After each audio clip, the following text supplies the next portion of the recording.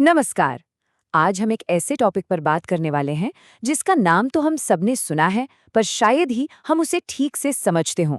Obsessive compulsive disorder यानी OCD. तो चलिए आज इस विषय से जुड़े सारे भ्रम दूर करते हैं और इसे बिल्कुल साफ साफ समझते हैं। हम सब ने शायद किसी को बार बार हाथ धोते या फिर घर से निकलने से पहले ताला बार बार चेक करते देखा होगा। पर सवाल ये उठता है कि कोई साधारण सी आदत कब एक गंभीर समस्या का रूप ले लेती है। आखिर वो लाइन कहाँ है? ये एक ऐसा सवाल है जो बहुत से लोगों के मन में आता है और इसका जवाब जानना वाकई बहुत जरूरी है। देखिए, आंकड़े बताते हैं कि दुनिया भर में लगभग 1 से 3% लोग अपनी जिंदगी में कभी न कभी ओसीडी का सामना करते हैं। अब ये सुनने में शायद छोटा लगे, पर इसका मतलब है लाखों करोड़ों लोग। तो जाहिर है ये कोई मामूली बात नहीं है, बल्कि एक जरूरी मेंटल हेल्थ कंडीशन है। तो फिर ये ओसीडी है क्या भला? बिल्कुल आसान भाषा में समझें तो ये अनचाहे ख्यालों, जिन्हें ऑब्सेशंस कहते हैं, और उन ख्यालों से पैदा हुई घबराहट को कम करने के लिए किए जाने वाले कामों यानी कंपल्शंस का एक तरह का जाल है। और सबसे ज़रूरी बात जो हमें याद रखनी है, ये किसी के व्यक्तित्व की कमी नहीं, बल्कि एक मेडिकल कंडीशन है जिसका इलाज मुमकिन है। और यहीं पर ओसीडी से जुड़ी एक बहुत बड़ी चुनौती सामने आती है, शर्म और अकेलापन। बहुत से लोग अपने इन अजीब से लगने वाले विचारों और व्यवहारों के बारे में बात करने से डरते हैं। उन्हें लगता है कि कोई उन्हें समझेगा नहीं, और इसी वजह से वो सालों साल चुपचाप अकेले ही इस बोझ को उठाते रहते हैं। अच्छा, तो अब हम ये समझेंगे कि ओसीडी आखिर काम कैसे करता है। इसे एक दुष्चक्र की तरह सोचना सही होगा, एक ऐसा जाल जो किसी को भी अपने अंदर फंसा सकता है। चलिए देखते हैं कि ये चक्र बनता कैसे है और क्यों इससे बाहर निकलना इतना मुश्किल महसूस होता है। तो इस चक्र के दो मेन हिस्से हैं, ऑब्सेशंस और कंपल्शंस। ऑब्सेशंस क्या है? ये दिमाग में आने वाले वो अनचाहे और परेशान करने वाले क्या होगा अगर वाले ख्याल हैं। जैसे, क्या होगा अगर मेरे हाथ गंदे रह गए? और कंपल्शंस क्या है?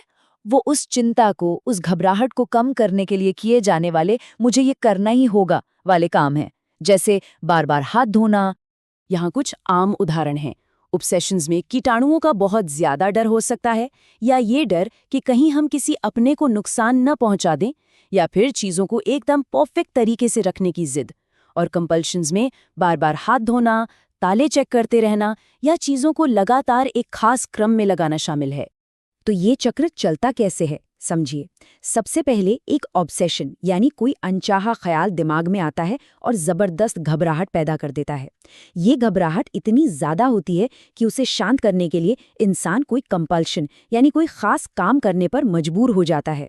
और जैसे ही वो ये काम करता है, उसे थोड़ी देर के लिए राहत मिल जाती है। और बस यही थोड़ी देर की राहत इस चक्र की सबसे खतरनाक कड़ी है, क्योंकि ये दिमाग को सिखाती है कि खतरा सच था और उससे बचने के लिए वो काम करना जरूरी था। बस यही से ये चक्र और मजबूत हो जाता है। इस पूरे चक्र को समझने के लिए एक बहुत ही बढ़िया मिसाल है, एक खराब स्मोक अलार्म। सोचिए, आपका दिमाग एक ऐसा स्मोक अलार्म है जो बिना आग या धुएं के ही जोर जोर से बजने लगता है। ये है ऑब्सेशन। अब इस अलार्म की वजह से आप घबराकर बार बार चेक करने जाते हैं कि कहीं आग तो नहीं लगी। ये है आपका कंपल्शन। चेक करने से अलार्म थोड़ी देर के लिए तो बंद हो जाता है, पर इससे आपके दिमाग को ये सिग्नल मिलता है कि अलार्म बजा, मतलब खतरा था। नतीजा, अगली बार वो अलार्म और भी ज्यादा सेंसिटिव हो जाता है। लेकिन सबसे अच्छी खबर ये है कि इस चक्र को तोड़ा जा सकता है। इसके लिए हमारे पास वैज्ञानिक रूप से प्रमाणित इलाज मौजूद हैं जो एक टूलकिट की तरह काम करते हैं और रिकवरी का रास्ता दिखाते हैं। चलिए अब इन असरदार तरीकों पर एक नज़र डालते हैं। देखिए, ओसीडी के इलाज के लिए दो मुख्य और सबसे असरदार तरीकों को गोल्ड स्टैंडर्ड माना जाता है। मतलब ये वो तरीके हैं जो दुनिया भर में सबसे ज्यादा भरोसेमंद और असरदार माने जाते हैं। ये दो मुख्य साधन हैं। पहला कॉग्निटिव बिहेवियर थेरेपी यानी सीबीटी, जो एक खास किस्म की टॉक थेरेपी है, और दूसरा है एसएसआरआईज नाम की दवाइयाँ। सीबीटी दिमाग को सिखाती है कि ऑब्सेशंस पर अलग तरीके से कैसे रिएक्ट करना है, जबकि एसएसआरआईज दवाएं उस खराब अलार्म की आवाज़ को दिमागी लेवल पर ही कम करने में मदद करती हैं। जब दवाओं से इलाज की बात आती है तो ये नंबर याद रखना बहुत ज़रूरी है, 12 हफ्ते। किसी भी एसएसआरआई दवा का पूरा असर दिखने में कम से कम इतना समय लग सकता है। इसलिए इलाज के दौरान धैर्य रखना बहुत बहुत जरूरी है, क्योंकि सुधार एकदम से नहीं बल्कि धीरे धीरे आता है। तो सीबीटी का सबसे असरदार हिस्सा, जिसे ईआरपी थेरेपी कहते हैं, वो काम कैसे करता है? इसमें असल में दिमाग की रीट्रेनिंग होती है। पहला कदम है एक्सपोजर, यानी धीरे धीरे अपने डर का सामना करना। दूसरा कदम है रिस्पॉन्स प्रिवेंशन, यानी डर लगने के बावजूद वो कंपल्सिव काम ना करना। जब कोई ऐसा करता है तो दिमाग एक नई चीज सीखता है। वो सीखता है कि जिस अनहोनी का डर था वो असल में होती ही नहीं, और घबराहट थोड़ी देर बाद अपने आप ही शांत हो जाती है। अच्छा, अब देखते हैं कि रिकवरी का ये पूरा रास्ता दिखता कैसा है। ये जानना बहुत जरूरी है कि अगर शुरुआती इलाज से पूरा फायदा ना भी मिले, तब भी आगे बढ़ने के लिए एक पूरी की पूरी योजना मौजूद होती है। और ये एक बहुत ही वाजिब सवाल है कि भाई अगर पहले इलाज से आराम नहीं मिला तो क्या होगा। अच्छी बात यह है कि ऐसी सिचुएशन के लिए क्लिनिकल गाइडलाइंस में अगले कदमों के बारे में बिल्कुल साफ निर्देश दिए गए हैं।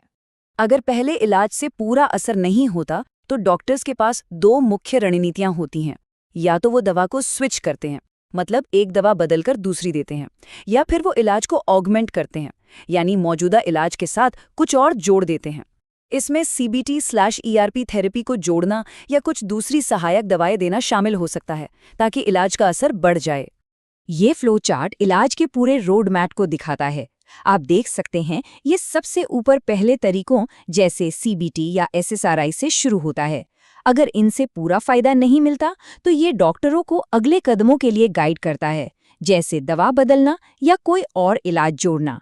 ये दिखाता है कि हर स्थिति के लिए एक सिस्टमैटिक प्लान मौजूद है, इसलिए उम्मीद कभी नहीं छोड़नी चाहिए। चलिए कुछ ज़रूरी नंबर्स को जल्दी से देख लेते हैं जो इलाज की प्रक्रिया में मदद करते हैं। YBOCS स्कोर से OCD की गंभीरता को नापा जाता है।